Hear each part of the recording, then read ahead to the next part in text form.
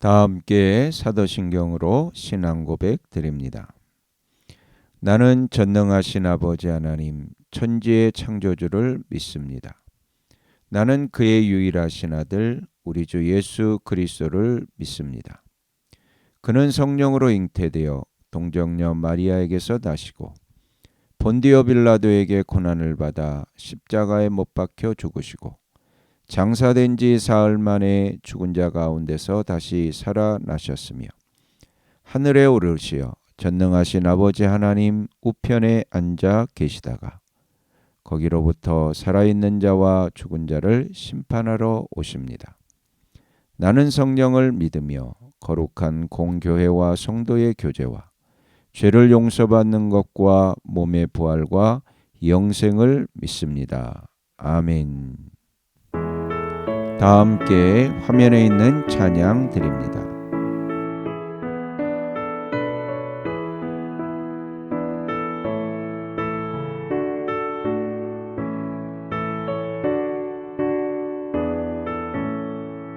나의 죄를 정케 하사 주의 일꾼 삼으신 구세주의 넓은 사랑 항상 찬송합니다. 나를 일꾼 삼으신 주 크신 능력 주시고 언제든지 주 뜻대로 사용하여 주소서. 내게 부어주시려고 은혜에 예비하신 주 주의 은혜 채워주사 능력 있게 하소서. 나를 일꾼 삼으신 주 크신 능력 주시고 언제든지 주 뜻대로 사용하여 주소서.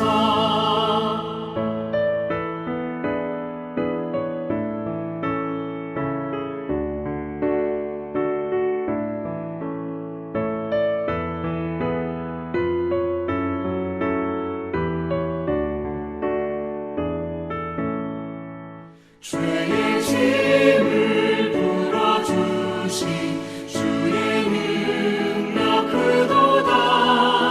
나를 피로 사신 예수 내 맘속에 오소서.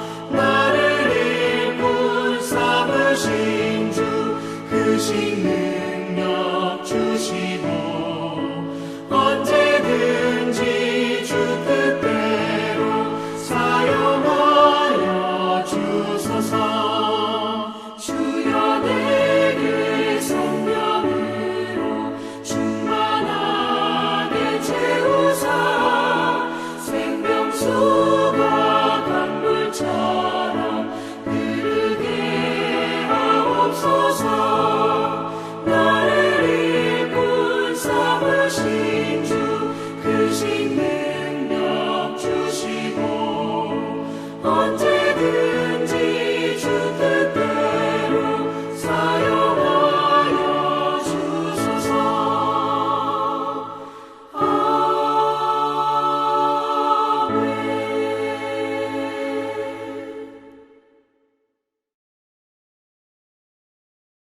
다 함께 화면에 있는 말씀 봉독하겠습니다.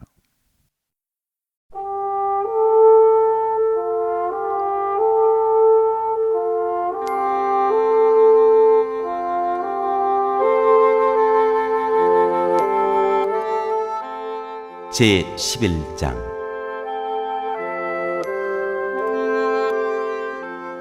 스마야의 예언.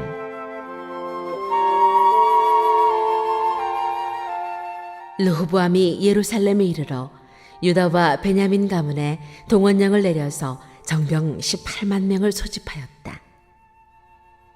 그는 이스라엘과 싸워서 왕국을 다시 르호보암에게 돌리려고 하였다. 그러나 그때에 주님께서 하나님의 사람 스마야에게 말씀하셨다.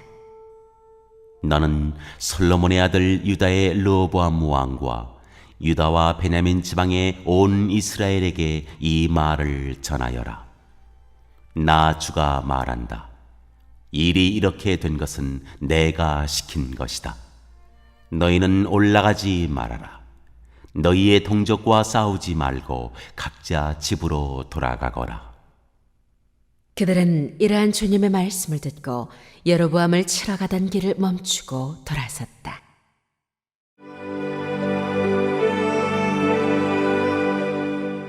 르호보암이 요새를 만들다.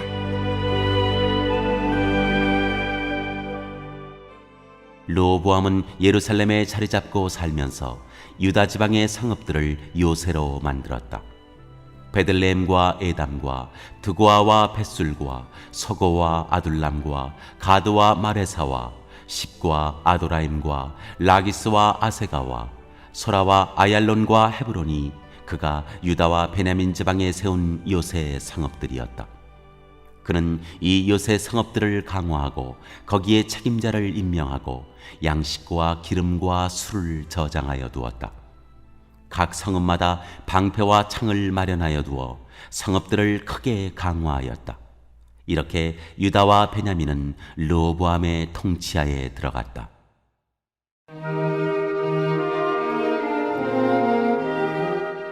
지사장들과 레위인들이 유다로 오다.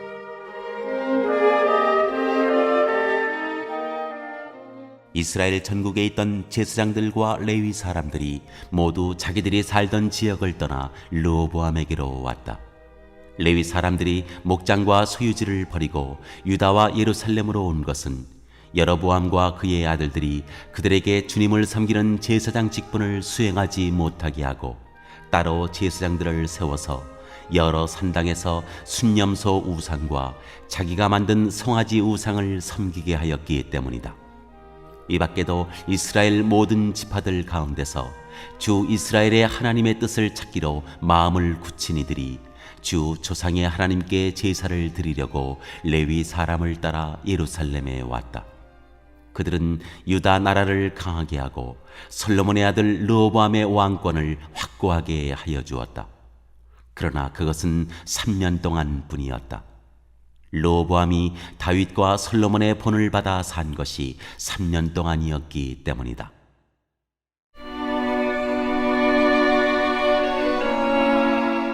르호보암의 가족. 르호보암은 마을랏을 아내로 맞이하였다. 마을랏은 아버지 여리못과 어머니 아비하일 사이에서 태어난 딸이다. 그의 아버지 여리못은 다윗의 아들이고 그의 어머니 아비하일은 이새의 아들인 엘리압의 딸이다.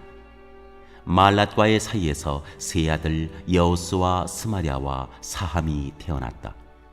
그 뒤에 르호보암은 압살롬의 딸 마아가를 아내로 맞아들였는데 마아가와의 사이에서는 아비야와 앗대와 시사와 슬로밋이 태어났다. 르호보암은 아내 18명과 첩 60명을 거느렸고 그들에게서 아들 28명과 딸 60명을 보았지만 그는 다른 아내들이나 첩들보다 압살롬의 딸 마아가를 더욱 사랑하였다. 르호보암은 마아가의 아들 아비야를 자기의 후계자로 삼을 생각이었으므로 왕자들 가운데서 서열을 가장 높게 하였다. 르호보암은 슬기롭게도 자기 아들들에게 유다와 베냐민 전 지역과 요새 성읍들을 나누어 맡기고 양식도 넉넉하게 대어 주었으며 아내들도 많이 얻어 주었다.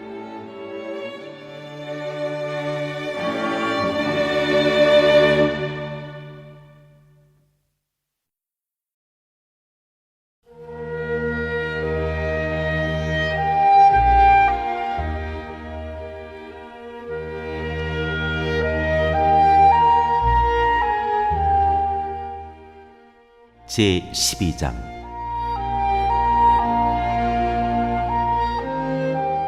이집트의 유다 침략.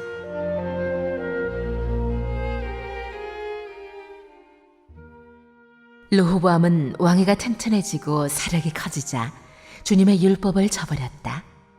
온 이스라엘도 그를 본받게 되었다.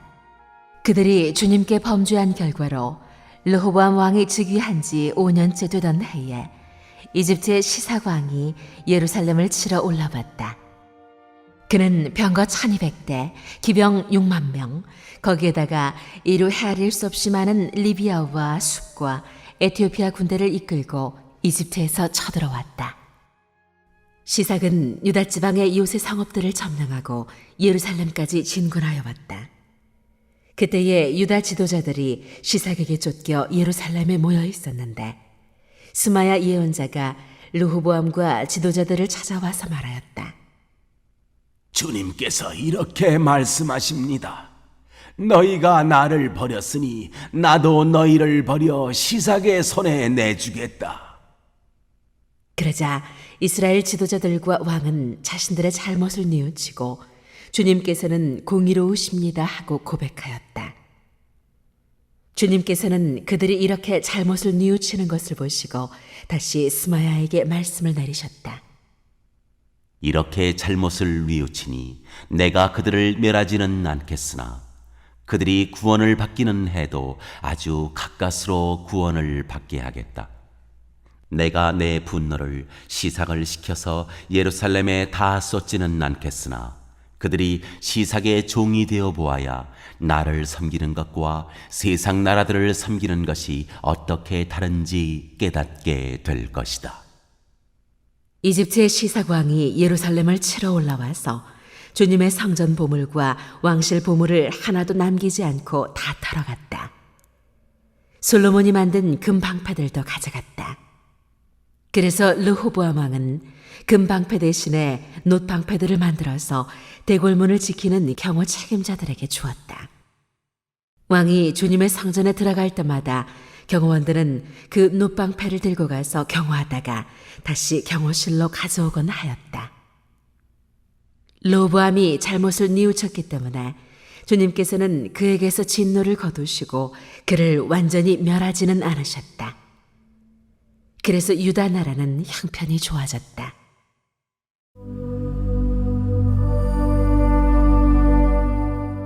르호보암의 통치 개요.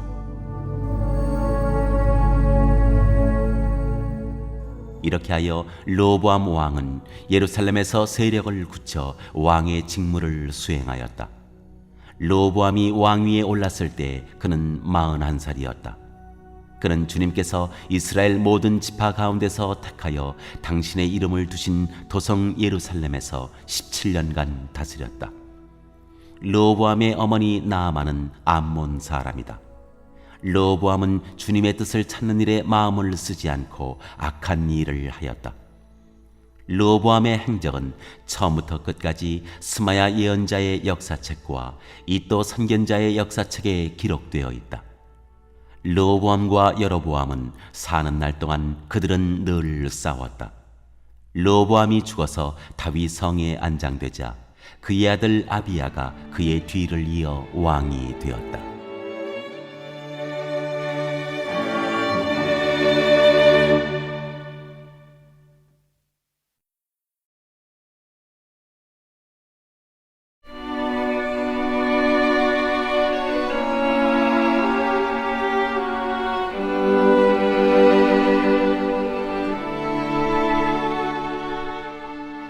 제 13장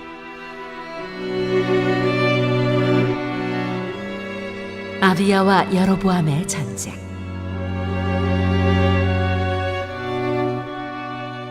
여로보암 왕 18년에 아비야가 유다의 왕이 되었다. 그는 예루살렘에서 3해 동안 다스렸다. 그의 어머니는 기브앗 사람 우리엘의 딸 미가야이다. 아비야와 여로보암 사이에 전쟁이 벌어졌다. 아비야는 전쟁에 용감한 군인 40만을 뽑아 싸우러 나갔고 여로보암 역시 정예군인 80만을 뽑아서 맞섰다. 아비야가 에브라임 산간 지역에 있는 스마라임 산 위에 서서 소리쳤다. 여로보암과 온 이스라엘은 내가 하는 말을 들어라. 주 이스라엘의 하나님께서 다윗과 소금으로 파괴될 수 없는 언약을 맺으시고 이스라엘을 다윗이 다스릴 나라로 영원히 그와 그의 자손에게 주신 것을 너희들이 모를 리가 없을 것이다. 그런데 다윗의 아들 솔로몬의 신하였던 느밧의 아들 여로보암이 일어나서 자기 임금에게 반역하였다. 건달과 불량배들이 여로보암 주변으로 몰려들어 솔로몬의 아들 르호보암을 대적하였다. 그때 르호보암은 아직 어리고 마음도 약하여 그들을 막아낼 힘이 없었다. 너희는 수도 많고 또 여로보암이 너희의 신이라고 만들어준 금송아지들이 너희와 함께 있다고 해서 지금 다윗의 자손이 맡아 다스리는 주님의 나라를 감히 대적하고 있다. 너희는 아론의 자손인 주님의 제사장들뿐 아니라 레위 사람들까지 내쫓고 이방 나라의 백성들이 하듯이 너희 마음대로 제사장들을 임명하지 않았느냐? 누구든지 수송아지 1마리와 순양 7마리만 끌고 와서 성직을 맡겠다고 하면 허수아비 신의 제사장이 되는 것이 아니냐? 그러나 우리에게는 주님만이 우리의 하나님이다. 우리는 그를 저버리지 않았다. 주님을 섬기는 제사장들은 다 아론의 자손이다. 레위 사람들도 자기들의 직무를 수행하고 있다. 그들은 날마다 아침 저녁으로 주님께 번제를 드리고 향을 피워드리고 깨끗한 상에 빵을 차려놓고 금등잔대에는 저녁마다 불을 밝힌다. 이렇게 우리는 주님께서 정하여 주신 법도를 지키고 있다. 그러나 너희는 그 법도를 저버렸다. 똑똑히 보아라. 하나님은 우리와 함께 계신다. 그가 우리의 우두머리이시다. 그의 제사장들은 너희를 공격할 때 불려고 비상나팔을 들고 서 있다. 이스라엘 자손아, 너희 주 조상의 하나님과 싸울 생각은 하지 말아라. 이길 수 없는 싸움이 아니겠느냐. 그러나 여로보암은 이미 복병에게 유다군 뒤로 돌아가 있다가 뒤에서 나오라고 지시하여 두었다. 복병이 매복하는 동안 중심 공격 부대는 유다군과 정면에서 대치하고 있었다. 유다군이 둘러보니 앞뒤에서 공격을 받고 있는 것이 아닌가. 그래서 그들은 주님께 부르짖고 제사장들은 나팔을 불었다. 유다군이 함성을 지르고 하나님께서 여로보암과 온 이스라엘을 아비야와 유다군 앞에서 치시니 이스라엘 군이 유다군 앞에서 도망하였다.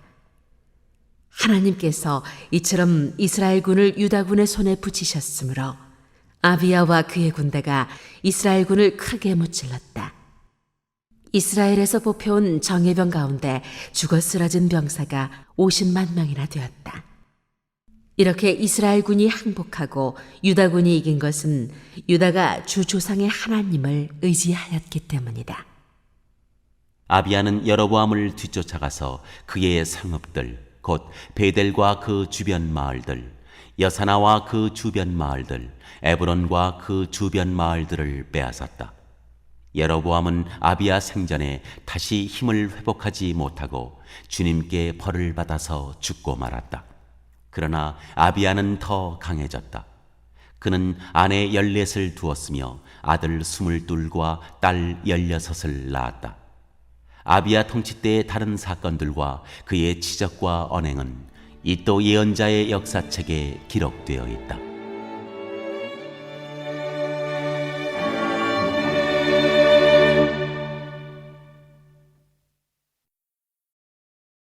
오늘 읽은 말씀을 가지고 인마 하나로 묵상하겠습니다.